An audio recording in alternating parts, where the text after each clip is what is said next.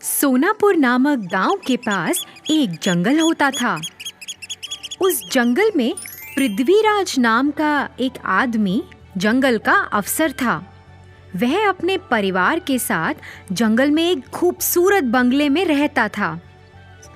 हर रोज पृथ्वीराज अपने काम पर चला जाता। पृथ्वीराज की पत्नी पायल एक खेल क्षेत्र चलाती थी। वह उस खेल क्षेत्र में 3 घंटा काम करती थी। एक बेटा था अर्जुन। वह हर दिन स्कूल जाता था और फिर स्कूल के बाद घर वापस आकर वो भी बाकी बच्चों के साथ खेल क्षेत्र में खेलता था। खेल क्षेत्र के पीछे पृथ्वी और पायल ने एक छोटा सा खूबसूरत लकड़ी का घर पेड़ पर बनाया। वह उसे अर्जुन को उसके 9वें जन्मदिन पर उपहार के रूप में देना चाहते थे। उन्होंने उस घर में खूब सारे खिलौने रखे। फिर जैसे ही एक दिन अर्जुन अपने स्कूल से घर आया, उसके माता पिता ने उसकी आंखों पर पट्टी बांध दी और उसे उस पेड़ के पास ले गए।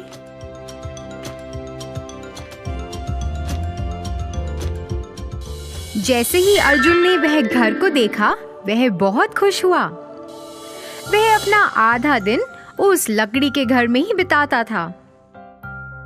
एक दिन अर्जुन उस घर से अपने घर की ओर भागता हुआ आया। उसने एक चित्र बनाया था। भागते भागते अर्जुन का पैर फिसला और वह जमीन पर गिर गया।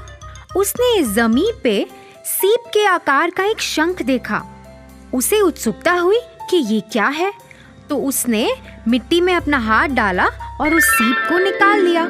जब उसने उसे खोला तो उसमें 2 चमकीले सुनहरे रंग के अंडे थे। हाँ, ये तो कितने सुंदर हैं। मैं तो इन्हें अपने लकड़ी के घर में रखूंगा। अर्जुन उन अंडों को लेकर अपने लकड़ी के घर में चला गया।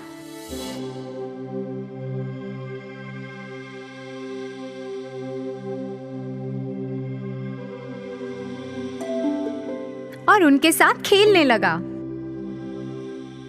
जैसे ही वह खेल रहा था, अर्जुन की माँ ने उसे पुकारा।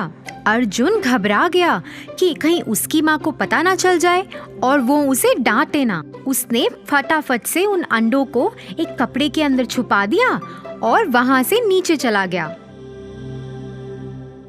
फिर अगले दिन जब अर्जुन वापस उस लकड़ी के घर में आया, उसने उन अंडों को खोजना शुरू कर दिया। उसे ये देख के बहुत हैरानी हुई कि एक दिन में ही अंडे बड़े हो गए हैं। वह उन्हें आश्चर्य से देखता रहा कि कैसे एक दिन में अंडों का आकार बड़ा हो गया है। देखते ही देखते अंडे दिन ब दिन बड़े होते गए। अर्जुन अब 11 साल का हो गया था और अंडों का आकार तो बहुत ही बड़ा हो गया। अर्जुन को ऐसा लगा कि अब तो उस लकड़ी के घर में इन्हें छुपाना नामुमकिन है। तो उसने सोचा कि अब वह उन अंडों को कहीं और जाके छुपाएगा। दूसरा स्थान खोजने के लिए वह अपनी साइकिल पर घर के आसपास देखने लगा। उसने एक पुराना सा घर देखा। उसने सोचा कि यह अच्छी जगह है जहां वह अपने अंडों को छुपा सकता है। वह जल्दी अपने घर वापस आया, उन अंडों को लिया और जल्द ही उस पुराने बंगले की ओर चला गया। उसने उन अंडों को वहां छुपा दिया और उसके बाद वह वहां कभी नहीं गया। उसे तो उस घर से डर लगता था क्योंकि वह भयानक था। ऐसे ही कुछ साल बीतते गए। अर्जुन के 18वें जन्मदिन पर अर्जुन हिमेश को अपने साथ उस पुराने बंगले में चला गया। जैसे ही उन्होंने घर का दरवाजा खोला, दोनों आश्चर्यचकित रह गए। अंडे तो उनसे भी बड़े हो गए। ये क्या था? इतने बड़े कैसे हो गए अंडे? क्या ये सचमुच के सुनहरे अंडे थे? उनके दिमाग में ऐसे ख्याल आने लगे। दोनों ने तय किया कि वह अंडों का राज जानेंगे। इसीलिए वह पुस्तकालय में चले गए और कुछ किताबें पढ़ने लगे जिससे उन्हें अंडों का ज्ञान हो। पढ़ते पढ़ते अर्जुन को कुछ प्राप्त हुआ। अर्जुन ने यह पढ़ के हिमेश को सुनाया कि ये सुनहरे अंडे तो बहुत खास हैं। ये शुरू में तो बहुत छोटे होते हैं और सीप के आकार के शंख के अंदर होते हैं, मगर जैसे ही इन्हें कोई छूता है और उस शंख से बाहर निकालता है, धीरे धीरे ये बहुत बड़े होने लगते हैं। जो भी इन अंडों को सबसे पहले छूता है वो इन अंडों का मालिक बन जाता है। ये जादुई अंडे हैं। इन अंडों में इतनी ताकत है कि ये किसी को भी दूसरी दुनिया में लेकर जा सकते हैं। ऐसा करने के लिए अंडों के मालिक को अपनी पहली उंगली अंडों पर रखनी है। एक बार में सिर्फ 2 लोग ही जा सकते हैं। ऐसा करने के लिए जैसे ही वह उस अंडे के अंदर जाएंगे, वह अपनी इच्छा प्रकट कर सकते हैं और अंडे उनकी इच्छा कबूल कर लेंगे। अरे वाह, ये तो कितनी अच्छी बात है। अर्जुन और हिमेश वापस उस पुराने घर में गए। अर्जुन ने अपनी पहली उंगली अंडे पर रखी।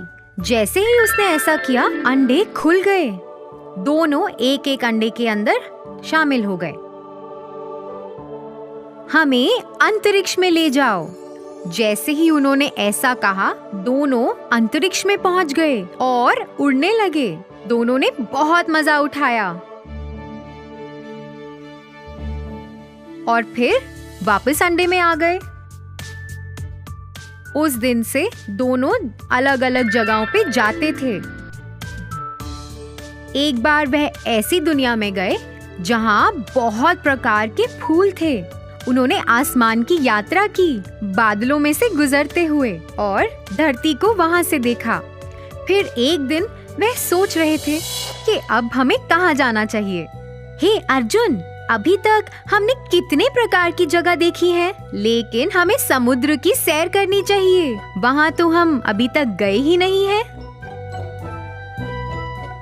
हाँ, लेकिन वहाँ हम ज्यादा देर तक रह नहीं सकते। हाँ, तो इसीलिए हमें वहाँ तैरना होगा। फिर हम समुद्र के अंदर की दुनिया को देख सकते हैं। प्यारे अंडे, हमें समुद्र के अंदर ले चलो। जैसे ही उन्होंने अपनी इच्छा प्रकट की, उन्होंने खुद को समुद्र तल पर पाया। वह इधर उधर देखने लगे। समुद्र में भिन्न भिन्न प्रकार की मछलियां थी, फूल पौधे थे और कई अलग अलग तरह के जीव थे। वह तो समुद्र के अंदर की दुनिया को देखकर हैरान रह गए थे।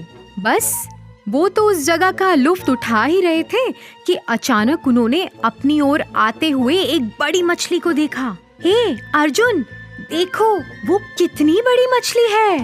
हे भगवान, ये तो बहुत भयानक लग रही है। अरे ये कुछ नहीं खाएगी, ये तो सब जादू है। अरे नहीं बाबा, देखो वो हमारी ओर आ रही है। अरे हमें यहाँ से भागना चाहिए। दोनों आखिरकार चिल्लाए।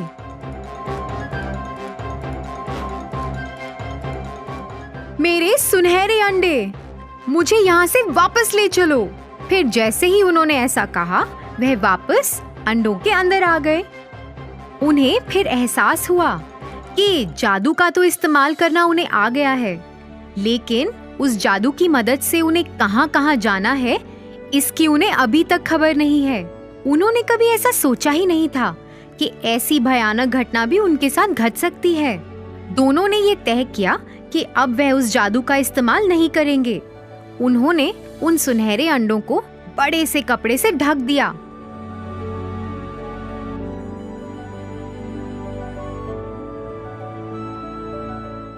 उन्होंने दरवाजे को भी अच्छे से बंद कर दिया ताकि कोई और भी उस घर में ना जा सके।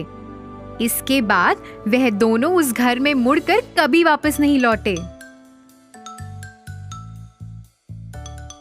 तो बच्चों, इस कहानी से हमें ये सीख मिलती है कि हमें अपनी सीमा से बाहर जाकर कुछ भी नहीं करना चाहिए, नहीं तो हमें मुसीबतों का सामना करना पड़ सकता है।